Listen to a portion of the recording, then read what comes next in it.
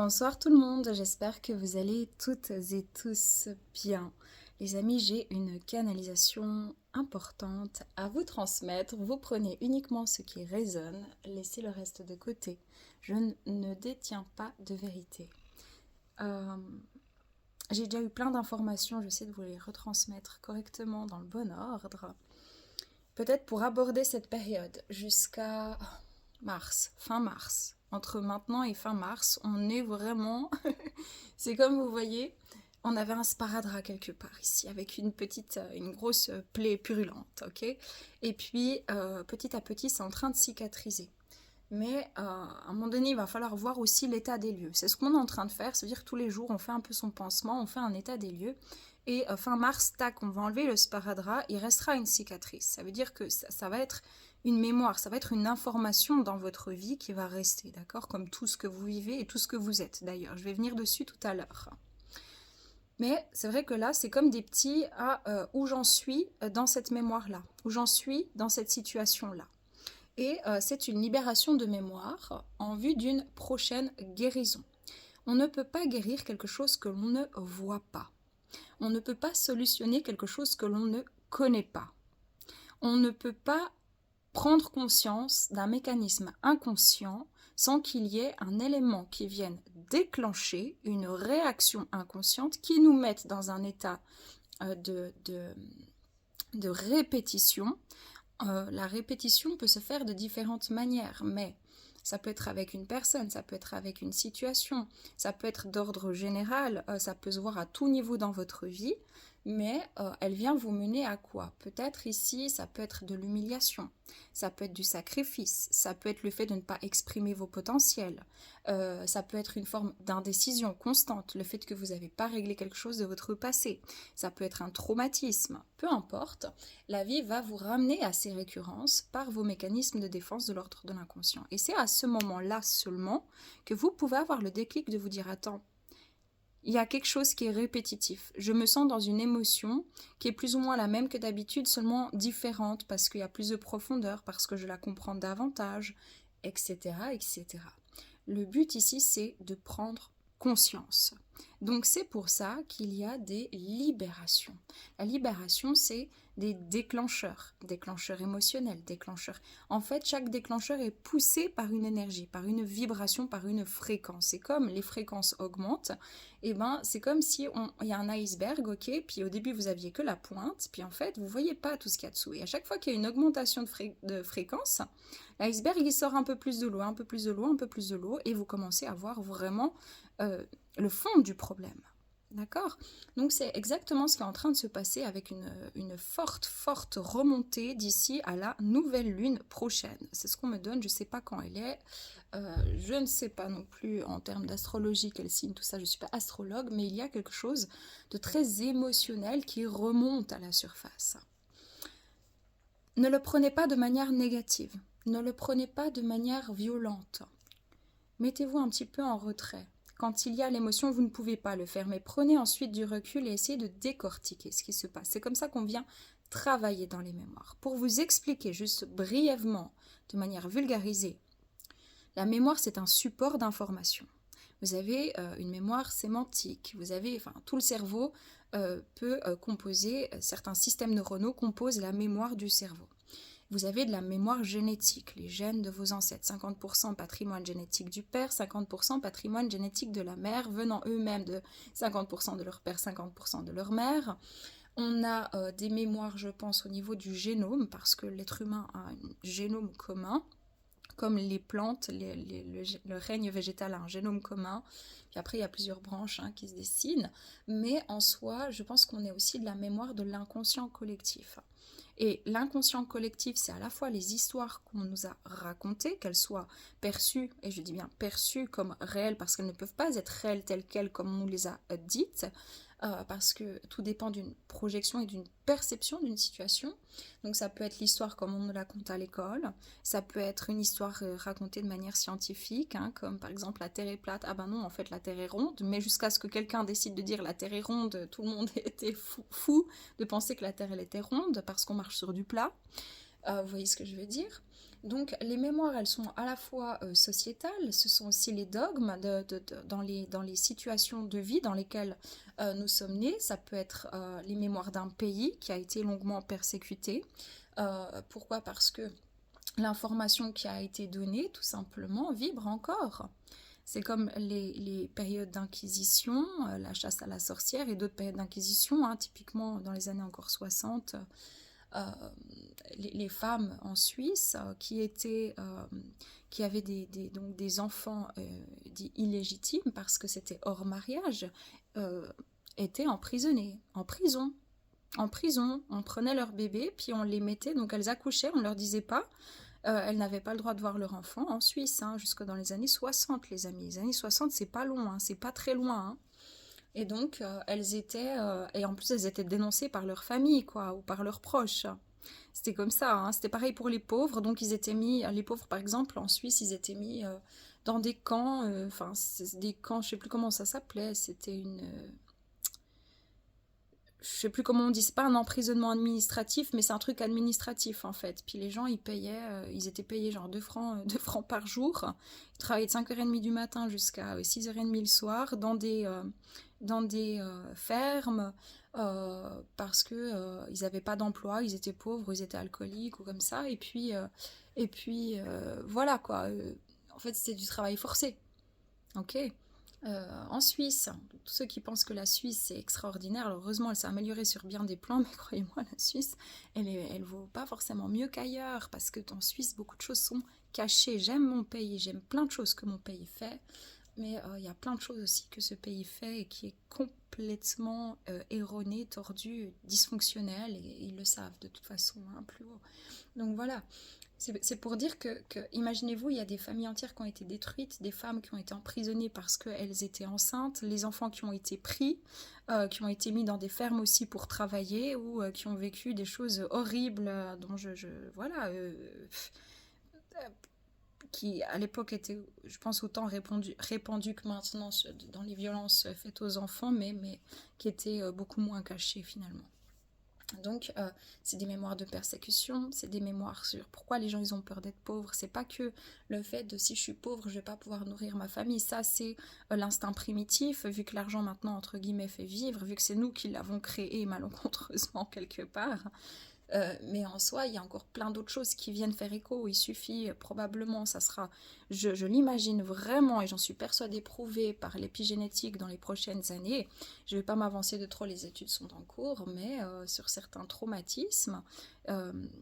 certains traumatismes vécus par des ancêtres peuvent modifier un certain nombre c'est pas les séquences génétiques, c'est pas l'ADN lui-même hein, qui va être modifié, mais ça fait des marques épigénétiques qui peuvent être transmises dans les gamètes, qui sont autrement dit les spermatozoïdes et les ovules, et qui peuvent être transmis, en tout cas d'après certaines études, de génération en génération. Enfin, moi je veux dire, j'ai pas besoin d'études pour pouvoir savoir ça, je le vois en séance, je le vois en médiumnité. Mais la science fera son travail, j'en suis certaine, correctement, à un moment donné, pour pouvoir démontrer aussi tout ça. Donc ce sont non seulement les mémoires de nos ancêtres, mais nos ancêtres ont vécu dans des lieux, ils ont vécu parfois la guerre, ils ont vécu parfois la famine, ils ont vécu énormément de choses aussi difficiles, et on baigne dans cette information, on est cette information, on est de l'information génétique, on est de l'information émotionnelle, on est de l'information sensitive. Pourquoi? Parce que on peut être, simplement, si vous avez déjà mangé un bonbon acidulé, si rien que vous imaginez maintenant le bonbon acidulé, d'accord? Et vous allez probablement saliver directement parce que vous avez une mémoire sensitive. Mais s'il y a une mémoire, c'est qu'il y a de l'information, vu que la mémoire est le support d'information. Et c'est aussi pour ça que vous pouvez travailler de manière consciente à libérer aussi certains traumatismes en essayant vraiment de prendre de la distance avec la réalité perçue que vous avez vécue, la perception de la réalité que vous avez vécue, en essayant de modifier dans votre esprit quelque chose de négatif en positif, parce que votre cerveau ne fera pas la différence entre un événement vécu réel ou un événement qui est imaginé. Votre cerveau, il ne fait pas la différence, parce que si vous vous imaginez ce bonbon acidulé, imaginez-le vraiment. Ça commence à saliver là, parce que c'est acide. Et donc, vous avez cette mémoire en vous, donc le corps a de la mémoire, l'âme est de la mémoire, la conscience est de la mémoire, l'inconscient est de la mémoire. Et si l'inconscient vibre en fait par lui-même, 90% de ce que vous faites est de l'ordre de l'inconscient. Tous les messages subliminaux que vous allez voir sur les posts publicitaires, entendre à la radio, etc., les ingénieries sociales et tout le reste, et l'apprentissage scolaire, l'apprentissage formateur, etc., c'est énormément l'inconscient qui travaille. Et puis, donc, quand on sait tout ça, je la fais brève, mais quand on sait tout ça, comprenez bien que tout est informé. Et si, par exemple, vous avez une cellule qui est mal informée, elle va pouvoir se créer des problèmes autour d'elle sur les autres cellules, parce qu'une cellule est censée être saine et être autonome, d'accord? Mais une cellule est autonome elle-même, mais doit aussi, par les réseaux, par exemple, par le sang, par la lymphe, par le réseau neuronal, le système nerveux, elles doivent pouvoir communiquer entre elles pour pouvoir créer une stabilité, un développement, créer la vie finalement dans des bonnes conditions.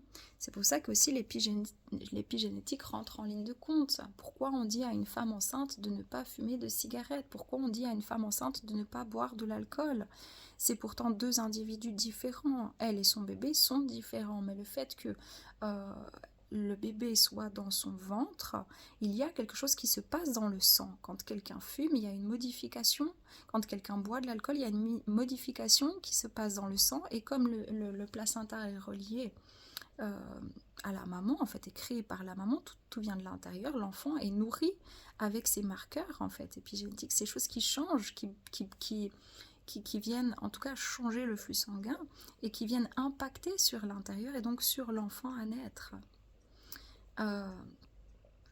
Et chaque personne, chaque individu, chaque situation aura et a un impact. C'est illusoire de se dire oui, si j'ignore, de toute façon ça va marcher à 100%. Non, ça va aider à se détacher d'une situation parce qu'on ne peut pas contrôler l'autre, on ne peut pas contrôler certaines choses, on peut maîtriser l'impact qu'on laisse à ces situations. Et donc, si quelqu'un... typiquement, moi j'ai une commotion cérébrale parce qu'il y a deux abrutis, excusez-moi du terme, mais franchement, qui se battaient sur un avant-toit à peu près 3 mètres de hauteur. J'étais à une soirée, il y avait énormément de monde. Moi j'étais statique, je discutais avec des amis, et en fait, en se battant, c'était deux Brutus. Ils sont emportés tous les deux depuis le toit jusqu'à par terre, et ils m'ont percuté et j'ai été projetée 4 mètres plus loin. 4 mètres plus loin, c'est grâce à un genou que probablement j'ai gardé quand même mon cerveau intact et peut-être même la vie. Donc, c'est pas moi qui les ai attirés. Alors oui, je devais vivre cette expérience parce qu'elle a été très, très marquante dans ma vie pour plusieurs raisons. Mais en soi, je ne peux pas... Il y a des impacts qu'on ne peut pas éviter en fait. Puis il y a des impacts qu'on peut éviter, ça veut dire les choses répétitives, qui nous sont mises en lumière justement par des souffrances, par des incohérences, par des incompréhensions. Et pourquoi? Pour pouvoir le voir et s'en détacher, pour pouvoir libérer les mémoires, l'information erronée au niveau transgénérationnel, au niveau physique, au niveau émotionnel, au niveau sensitif, au niveau psychique et au niveau des mémoires de l'âme. L'âme qui s'incarne et qui s'en va. Donc, c'est ce qui est vraiment en train de se passer vraiment en profondeur. Ne soyez pas surpris. Si vous avez des libérations par le corps physique, le chakra de la gorge, chakra du cœur, chakra de la gorge et même plexus solaire sont très très impactés actuellement. Au-delà, et pourquoi il y a plus aussi de les grippes, tout ça, les virus, il y en a plus facilement, en tout cas certaines sortes qui sont facilement transmissibles en hiver parce que le climat est favorable au développement de ces maladies-là. Et puis, ça c'est naturel, d'accord? Mais c'est aussi naturel qu'en hiver, on libère davantage de mémoire et on est un peu moins dans l'action. Donc, c'est pas pour rien que ça arrive à ce moment-là. Et n'oubliez pas que il y a une partie, certes, si quelqu'un vous tousse au visage et puis qu'à un moment donné où cette personne, de toute façon, elle est contagieuse, elle a une monstre grippe, il y a de fortes probabilités physiques, rationnelles pour que vous puissiez contaminer, par exemple, la grippe. Mais ça ne veut pas dire que forcément vous allez la développer. Parce que plein de fois, sur certains hivers, vous ne l'avez pas eu. Pourquoi certains hivers, vous ne l'avez pas eu? Pourquoi il y a plein d'autres choses que vous n'avez pas développées. Vous êtes en contact constant avec des microbes, avec des bactéries, avec des virus. Mais il y a des fois où vous allez être plus fragilisé, que ce soit dans le système corporel, physionomique, parce que peut-être il y a des carences, carences en vitamine D, carences en vitamine C, ça peut être pas forcément de la carence, mais juste un déficit, hein, ça peut être un coup de fatigue, voilà, parce que comme un ordinateur doit se recharger pour pouvoir bien fonctionner, votre cerveau et votre corps et votre énergie doivent pouvoir aussi être, comment on dit, refaire le plein. Et donc, c'est quand on dort, mais si vous avez un mauvais sommeil, que vous êtes plus fatigué, qu'il y a beaucoup de choses à faire, tac, vous allez avoir plus de risques de développer un virus, de faire développer tout ça. Donc, c'est une période extrêmement propice, de manière générale, chaque année, pour pouvoir nettoyer tout ça. Et pourquoi on dit le nettoyage de printemps? Parce que au printemps, on a envie que, waouh, on change de cycle, il recommence à avoir des petites, là j'ai vu des pensées dehors, hein, enfin les fleurs, les pensées, les petites pensées qui percent. On a envie de faire un bon nettoyage. On parle d'un nettoyage de printemps, il est physique dans la maison en général. Nous-mêmes, on a envie de se sentir un peu plus beau parce que peut-être on a pris 1 ou 2 kilos pendant Noël, parce qu'on avait besoin d'un peu plus de lipides pour résister au froid, etc. On se refait une nouvelle santé, quoi, c'est comme ça. Et donc énergétiquement, c'est pareil. Fin mars, là, on va quand même bien appuyer sur cette grosse libération pour arriver début mars déjà dans un renouveau. Mais le printemps, il ne s'établit pas comme ça. C'est pas parce qu'on dit telle date, c'est le printemps, que demain, tu as tout qui est en fleurs partout. C'est des mouvements, c'est de la mouvance, c'est de la transformation. Et donc, c'est pareil. Donc, ne paniquez pas. Il peut y avoir énormément de remontées cette fois-ci au niveau familial, au niveau de l'enfance. Et au niveau, quand je dis familial, c'est tout ce qui est notion de couple, parents, enfants, mémoire d'enfance, oncles, tantes, parents, cousins, frères et sœurs.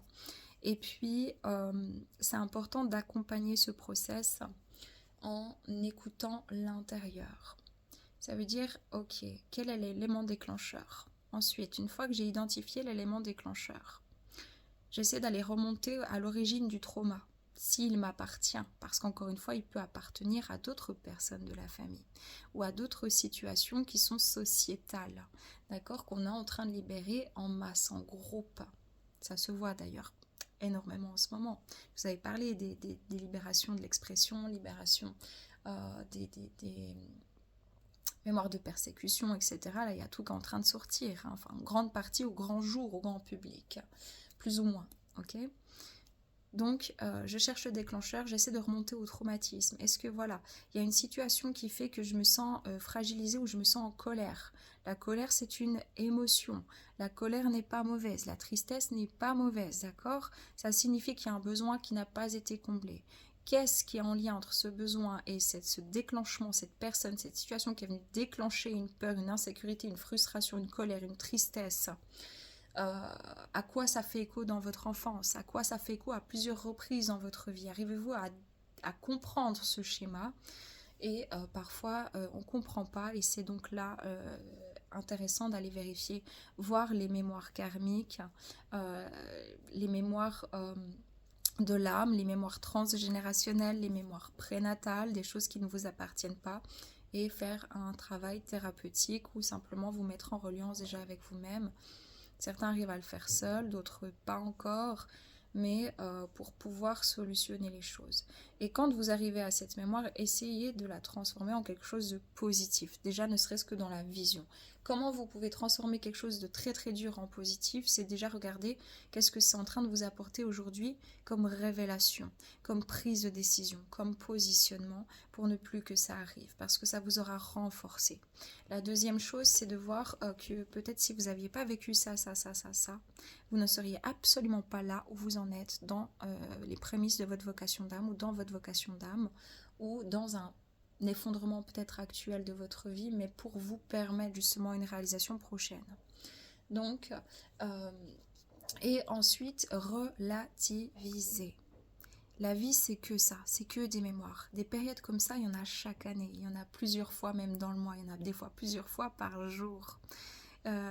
Les systèmes, des fois, le système mental peut être parfois brouillé avec des sentiments de « Oh mon Dieu, j'ai la tête sous l'eau ». Triez, faites du tri.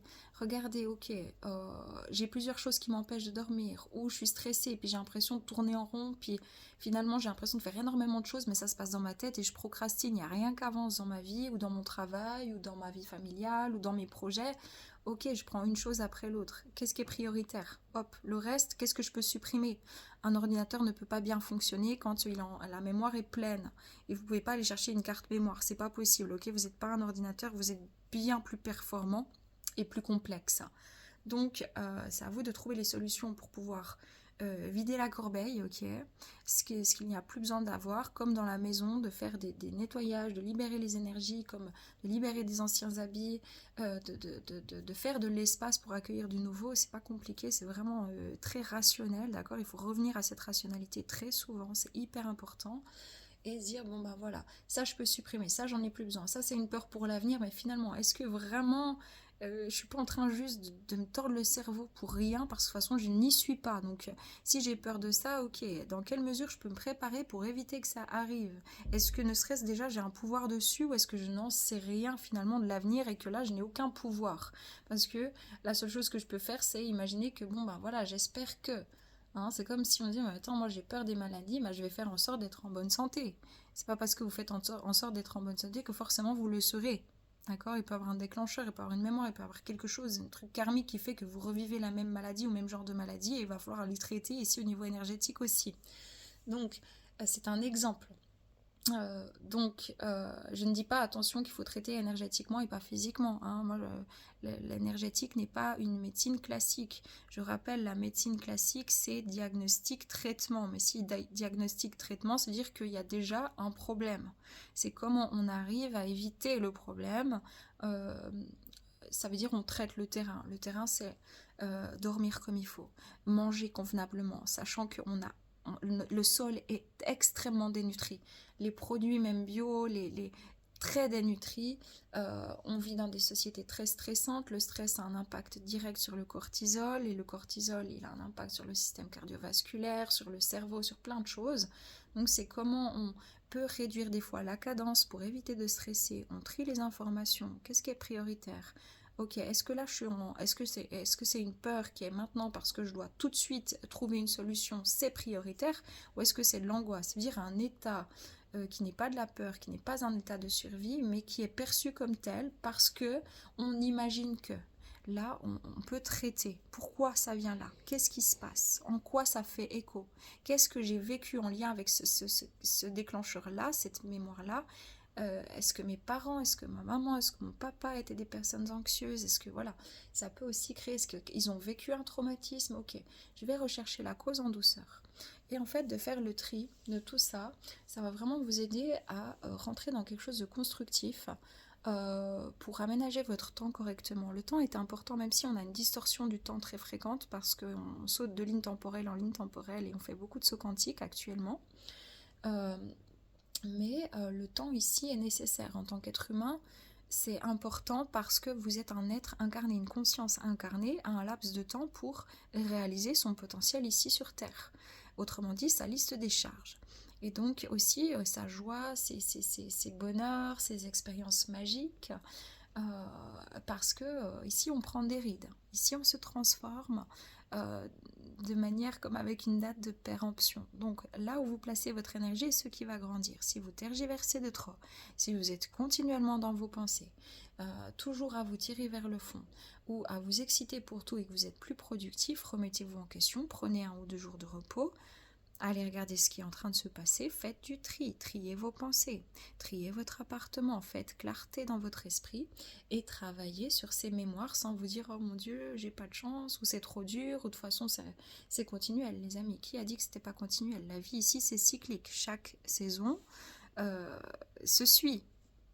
C'est pas parce que on a récolté des pommes une année qu'il n'y en aura plus l'année suivante. Il y a des récoltes qui sont plus ou moins bonnes suivant les années, plus ou moins mauvaises, mais c'est un principe ici humain, le cycle. Les femmes ont des cycles de menstruation, d'accord? Donc c'est normal, c'est absolument normal. La chose qui change, c'est la fréquence, c'est la force, la quantité et la vitesse. Voilà, ce qu'on faisait en 5-6 ans à l'époque, on le fait peut-être en 1 mois dans notre époque, en termes de libération et de prise de conscience, ce qui est énorme. Maintenant, la prise de conscience, c'est bien, c'est une chose. Pouvoir comprendre aussi ses émotions, c'est très important, mais c'est surtout aussi à quoi ça me sert.